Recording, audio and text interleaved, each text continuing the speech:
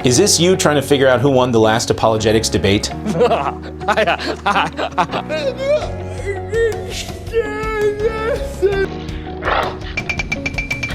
My name is Nate Sala. I'm the president of a Christian apologetics ministry called The Clear Lens, and before I jumped into ministry, I taught debate. So if you're looking for some clear principles and ways to determine a real winner for apologetics debates, then you've come to the right place. On this particular episode, we're looking at Dinesh D'Souza versus Bart Ehrman. Now, this debate took place about 10 years ago at Gordon College. The topic is theodicy, God, and suffering. That's a little vague. It's not quite clear what exactly the opponents will be arguing for and against. I'm assuming that Dinesh D'Souza will take the position that suffering is best explained by Christianity, and Bart Ehrman will oppose that. Now, this debate, again, is almost 2 hours long, so what I'm going to do is focus on cross-examination because that's where a lot of the magic happens in terms of debate. So without further ado, let's go ahead and jump into the video. All right, let's go and cross-exam. Debate, let's do it. All right, so Dinesh, I want to know whether you believe that God answers prayer, and if you do think so, do you think that God sometimes does intervene in our world? And the more involved part of that is, if you think that God does not answer prayer, then I'd like to know, and that he doesn't intervene, I'd like to know in what sense you consider yourself a Christian. If you do think that God answers prayer and does intervene, then I'd like to know whether it bothers you that God doesn't answer prayer. Stop. This is not, Bart is not asking one question. He's asking like 5 questions here. That's always a bad thing to do. Maybe some debaters think it's a good thing, okay? Because they think, I'm going to drop 7 different questions and my opponent won't be able to answer them, obviously, because nobody can keep track of that. And when they don't answer all of them, they're going to look stupid, right? And probably my guess is D'Souza's not going to be able to answer all of these questions. But the downside to that is, if your opponent can't track 5 different questions, neither can the judge, neither can the audience. So Erman already is not doing a great job. Let me go back and actually count how many questions. I say 5. I want to know whether you believe that God answers prayer. 1. And if you do think so, do you think that God sometimes does intervene in our world? 2. And the more involved part of that is, if you think that God does not answer prayer, then I'd like to know, and that he doesn't intervene. 3. I'd like to know in what sense you consider yourself a Christian. If you do think that God answers prayer and does intervene, then 4. I'd like to know whether it bothers you that God doesn't answer prayer for people who are starving to death and being tortured and who are being murdered and so forth. 4 questions. 4 questions. And my guess is, again, D'Souza's not going to track this, and neither is the audience. Not all of them. I think that God can and does answer prayer. I think that God can and does intervene in the world. He has, and I believe he still does. However, I see this intervention in the world as rare, as an expression of God's gratuitous love, and something that does not occur on a regular basis. In fact, if it did, there would be we could no longer speak of the lawfulness of nature. So a miracle, by definition, is a rare contravention of a natural law. But I do believe it does happen and has happened.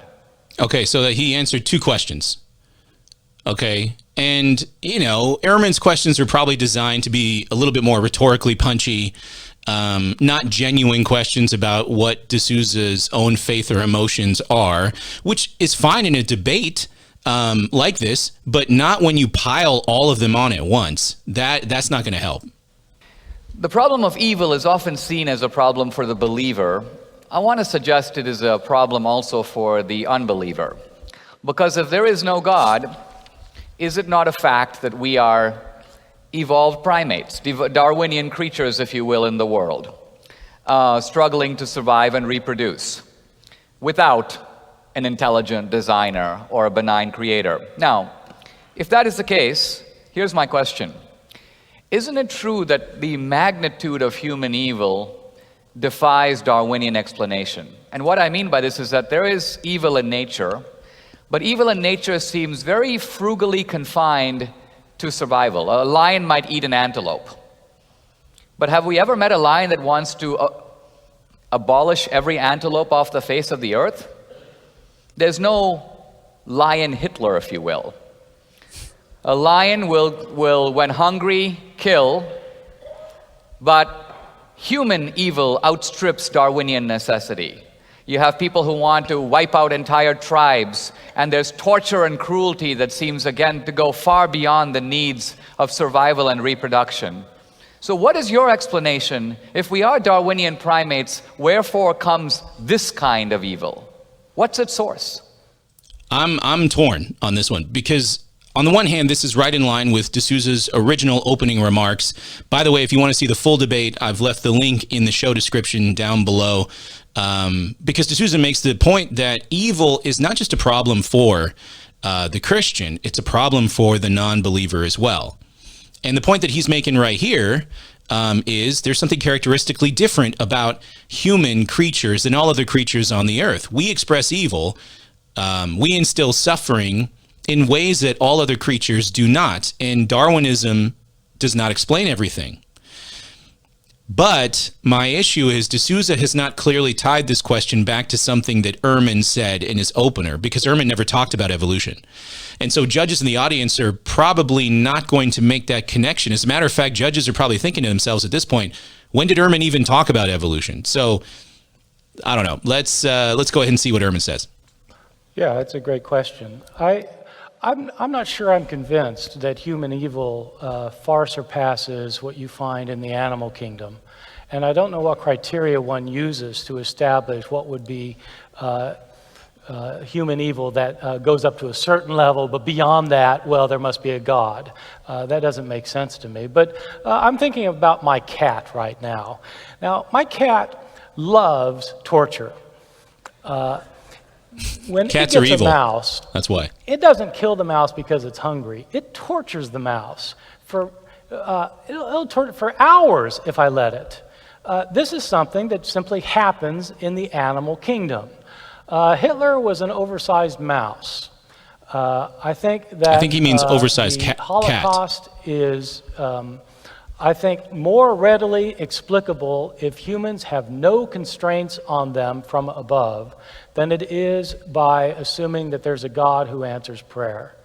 And so I don't see it as really a problem for, you keep referring to atheists, which I would consider myself to be an agnostic. I consider the enormity of evil in the world to be a much bigger problem for somebody who has faith in a God who created this world and is in some sense sovereign over this world and occasionally intervenes in this world. It's a much bigger problem for somebody of that sort than for somebody who simply says that it is, in fact, there's no divine person over this world in control of it, no loving creator who is in charge of it, that in fact we're just here by ourselves, and that's why there are tsunamis and earthquakes and hurricanes and holocausts. Mm-hmm.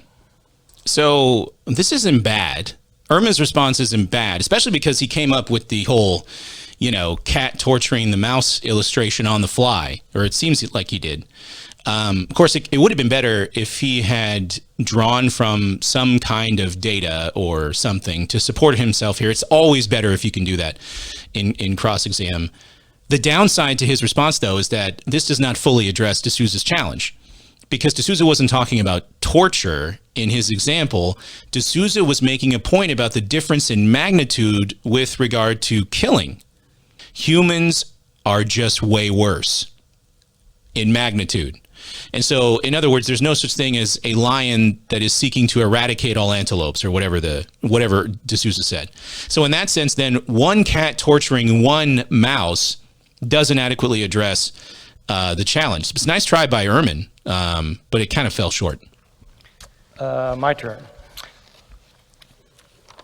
Right. You suggested that somebody who suffers now may experience 1 billion years of happiness in the afterlife, and that therefore I'm not looking at the whole of Christian theology, only at a very small sliver. You said that I would prefer that we all lead a hedonist life here on earth. So this is good. Erman, this is exactly what D'Souza said in his opener. So Erman is engaging D'Souza on his own words. That's good. I guess I want to know whether you believe in hell, and whether people are punished in hell, and whether it's an eternal punishment, and whether God loves the people who are suffering eternal punishment in hell. I'm especially thinking of, for example, somebody in, let's say, in some part of Africa, say in southern Africa, who has gotten AIDS, or somebody who is not a Christian, who has gone through horrible suffering here in this world, and then dies and suffers torment for billions of years. So I want to know whether you believe that, and if so, how that relates to your understanding of God. It's a good question. Well, I'll answer the question. I want to address, before I do, very briefly, the example that you gave about the cat and the mouse, because I think it is in a sense, based on a fallacy. The mouse who is being tortured by your cat is not being tortured in any sense that we mean the word torture. If someone is torturing me by playfully tossing me up and down with a big bayonet waiting for me to land on it, the reason I'm being tortured is that I can anticipate death. I can see it. I can imagine it. I have the cognitive faculties to apprehend it, and therein lies the torture. The torture is that I'm being playfully dangled before I'm going to be killed in a manner that I can anticipate. There's absolutely no sense that a mouse has the cognitive faculties. In fact, it seems that no animal does, to be able to foresee death, to know what death is like, to know that it is going to die. Why does it try to escape? Because it has a survival instinct built into it, which is Darwinian. But that doesn't mean it has the cognitive faculty to know, I will die, human beings all die, death comes to everyone. The natural instinct that says run away when you see the lion is not the same as the one that, and in the example that you give, the anticipation is necessary for the torture to make sense. Otherwise, if the cat is dangling the mouse and the mouse feels nothing except I'm being dangled up and down, there is no torture. Does the child who is thrown on the bayonet know that he's going to die? No. But in that case, the evil is in the intention of the person doing it. And in this case, the question is whether the cat dangling the mouse is itself engaging in torture in the same way that the Nazis did when they treated the Jews in the way they did. Okay, let's talk about... These guys are good. They are good on their feet, the both of them. Erman's really giving it to D'Souza at this point, and D'Souza is real nimble. I mean, not even hesitating. Clearly, this goes back to something that I said in the last episode, which is your debate falls back on your preparation time, the research that you've done, your role playing. If you go through a fake interlocutor before you get up on stage with the real one, clearly these guys have done the hard work. This is pretty good. The Christian view of God is that God is salvation, right? The Bible says salvation is the gift of God. Now, for many years, I used to think that the Bible was saying that salvation is the gift from God. But no, it doesn't say that. Salvation is the gift of God. God is the gift. God is the gift. Now, we as human beings have the free choice of saying yes to the gift or no. So easy as God made it that all we have to do, no matter what the wreckage of our lives, no matter what the sins we've committed, all we have to do is utter the word yes. That's it. That's the only prerequisite for salvation. That does it. So if someone says no in the face of a yes and you may enter sign, and if God himself is salvation, to say no to God is to say no to what God is. That is my definition of hell. If God is goodness, purity, beauty, truth, and you say no to God, you are cutting yourself off voluntarily from those divine attributes by your own will. Yeah, so this is the C.S. Lewis response, kinda. Hell is not imposed by God, it's self-imposed. The gates of hell are locked from the inside. And people freely choose to reject God, even if they do suffer in this life. Now, is that an emotionally satisfying answer to the non-believer, whether it's Erman or in the audience or whatever? Probably not. But in terms of an argument, it shows that there is no inconsistency in this view up to this point. And what does God do? God merely acquiesces in your free choice. So, this is the simple paradigm. There are multiple tough cases. What about the Hindu who's lived a decent life and has never heard of Jesus Christ? I'm not addressing those cases. I noticed. But I'm not ducking them either. I'm not ducking them. Yeah, you should. And I'm happy to address the issue because here I think we have a different question, which is the Bible says clearly that Jesus is the only way to salvation, and I believe that. Some people interpret that to mean something else. All those who have not explicitly accepted Jesus go to hell. That is one possible interpretation of the other statement, but not the only one. And in fact, there are many Christians who do not interpret the first statement in the Bible to mean the second statement, which is an interpretation of the Bible. Therefore, if you were to ask me, what happens to the guy in Papua New Guinea who's never heard of God or never heard of Jesus? My answer is, I don't know.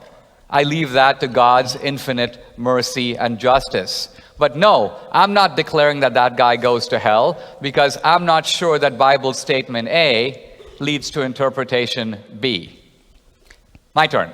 Okay, so again, Erman's question was, how can you reconcile your Christian position that there is hope for people beyond suffering in this life if God also sends people to hell? And the answer is, that's not exactly the Christian view. If you take it seriously, people send themselves to hell when they choose to reject God. So the hope remains and the choice is yours, essentially. And so D'Souza's done a pretty good job there handling the question. Suffering ultimately is not an intellectual problem, it's an emotional problem.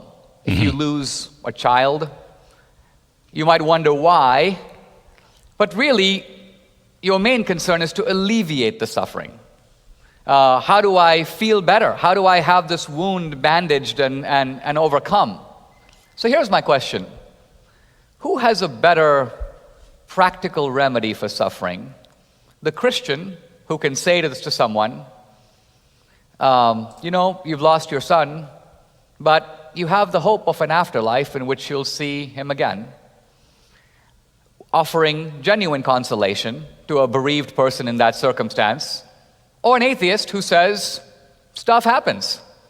Right. This is the William Lane Craig approach. I'm sure other apologists have done this. It's a very standard response, one of the responses to the problem of evil. You've lost your son. There's no explanation. There's no remedy. Get over it.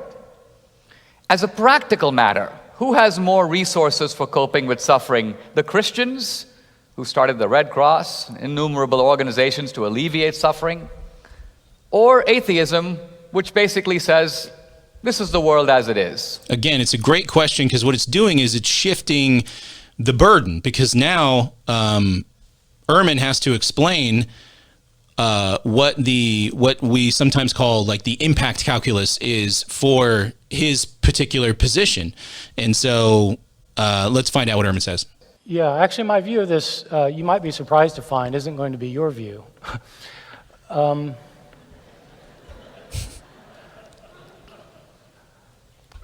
I think easy answers in the face of real suffering are cruel. I think when you have your son commit suicide or your daughter get killed by a drunk driver or your wife die because of an aneurysm, that the simple comfort of, don't worry, they're in heaven now, really doesn't go very far. I think it's a platitude that, in fact, I find offensive, because it doesn't take seriously the real nature of suffering. And I'm frankly... Okay, I'm surprised by this answer. It may be that Erman was not prepared for this question, so he's answering extemporaneously here.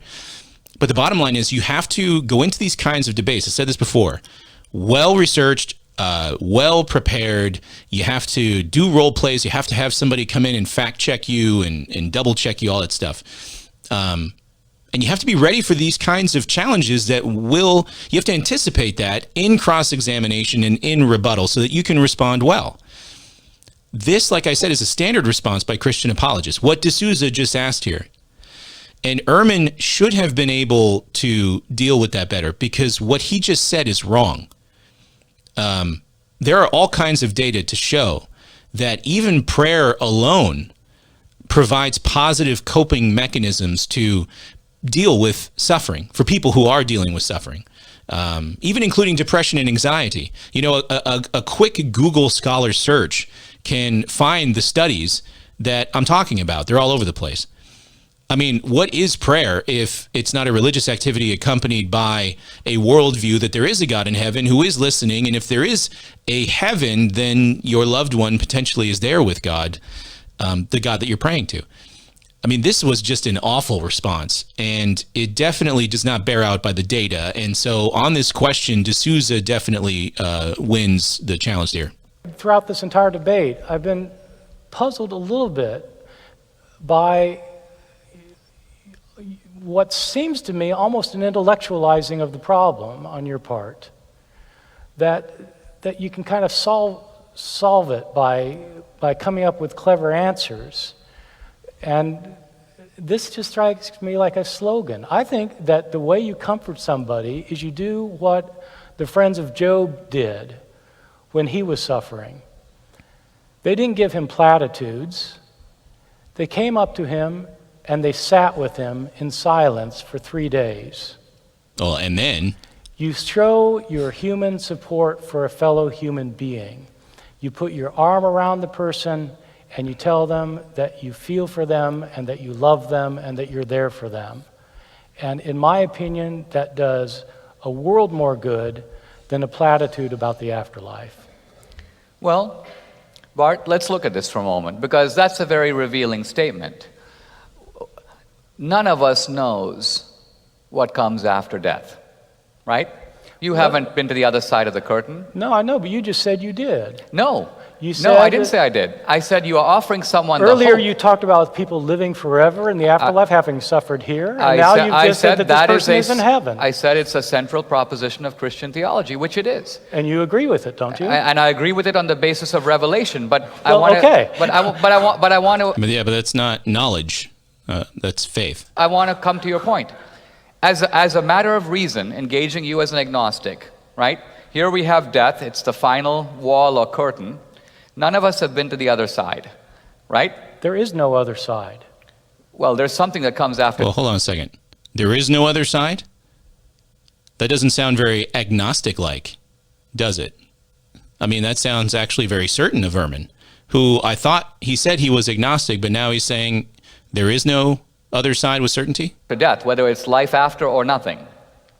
But what my point is, we are not in a position to know.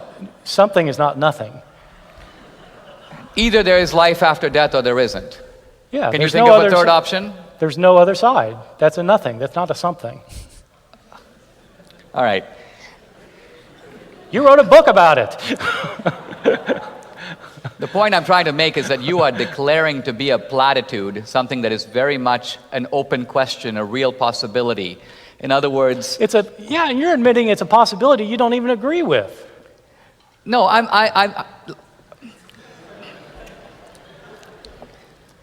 in a normal debate, if we were debating the existence of God, If I were a judge and I was looking at Erman and how obtuse he's being at this point, because this is semantic obtuseness, I'd probably be docking points as well. I mean, this is clearly, we know what what D'Souza is trying to communicate. Erman at this point is just trying to, D'Souza's out there saying, well, the sky is blue. It's not really blue. It's, it's teal. It's like, okay, man, we got it. Let's get to the heart of the issue.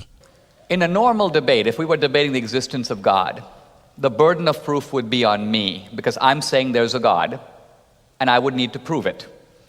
In this debate, the burden of proof is on you, because you're saying there is an inherent inconsistency between Christian theology, the Christian God, all-powerful, benevolent, and the framework around that God, and the reality of suffering. Okay. It's ironic that D'Souza talks about a framework, because he's laying a framework. A good debater lays a framework wherein a judge, really what they're doing is they're telling the judge how to determine the winner. And so here's D'Souza, and he's laying this out. Now, Erman can challenge this, but the bottom line is D'Souza is laying a framework by which everybody should determine who the winner is. And now, if Erman doesn't address that, if he lets it go, and he doesn't live up to the framework that D'Souza just laid out, now he's in trouble. So I am perfectly permitted to say, okay, let's see if there is this stated inconsistency. This theology posits the afterlife. I don't have to prove it. I'm simply saying, once you look at the full framework, the inconsistency disappears. Yes, you've intellectualized the problem. That's why we're having a debate. Snap, snap, snap, snap, snap, snap, snap, snap. But I don't mean to imply that suffering doesn't remain a deep problem or a deep mystery. The point I wanted to make about life after death is there is something in human nature that longs for life to go on. Cultures throughout history and all religions have posited the afterlife as an arena of cosmic justice. Now, they could be making it up, but they could also be right. So why would you dismiss a real possibility which gives real hope and real consolation as a platitude? Because it is a platitude. You're saying it's okay. What's the platitude? Is it a statement? The platitude is that you have just told somebody whose daughter was killed in a car wreck that it's okay because she'll be in heaven now. I don't think I said it was okay. I said that despite the intensity of this suffering, this does not provide comfort. It has for millions of people through history. It's created enormous guilt as well. It's created terrible suffering from people who think that they shouldn't mourn somebody because, after all, it was God's will. Where's the evidence? Where's the evidence? It's created pain for people who feel that their mourning is inadequate because they should be actually mourning more. Most people feel like, if my child is in heaven, then it should be okay. Well, it's not okay. If I may. Oh my goodness. That last part was an exercise in pure speculation. Now, I don't think D'Souza cited any studies either, okay? But D'Souza is ultimately the one asking the question. So the onus is on Erman to support himself when he makes those kinds of claims with some data, with some studies, with anything that can back him up here. And the fact is, the studies show the opposite. And so Erman has again shot himself in the foot on this particular issue. That goes to D'Souza for sure. At the end of the day, this debate was kind of close. I mean, just looking at what both opponents are capable of, they were very agile, very nimble. They could think quickly on their feet, and that really does help, especially in a cross-examination. Now, out of the entire series that I've done so far, I'd say this one was probably the best one. Just looking at matching skills, opponent versus opponent, it was pretty good there. It could have been a lot better. It could have been actually really close. This could have been a slugfest, like the end of Rocky, punch for punch, were it not for Erman's key missteps in a couple of areas. And that last one, when he makes a claim that really runs up against a lot of the data and studies that I mentioned in the video, that's where he made a humongous blunder. And that's where D'Souza, in my opinion, took cross-examination away from Erman. Who do you think won the debate? Let me know in the comments below. I'd love to see what you guys think about that. Also, if you have any ideas about which particular debates that I should look at in the future on this series, then go ahead and let me know in the comments as well. And finally, if you're a Christian looking for effective ways to communicate your faith that actually trade on the principles that I talk about in these videos, then make sure to go to our website. It's clearlens.org. Thanks for watching, everybody, and I'll see you on the next one.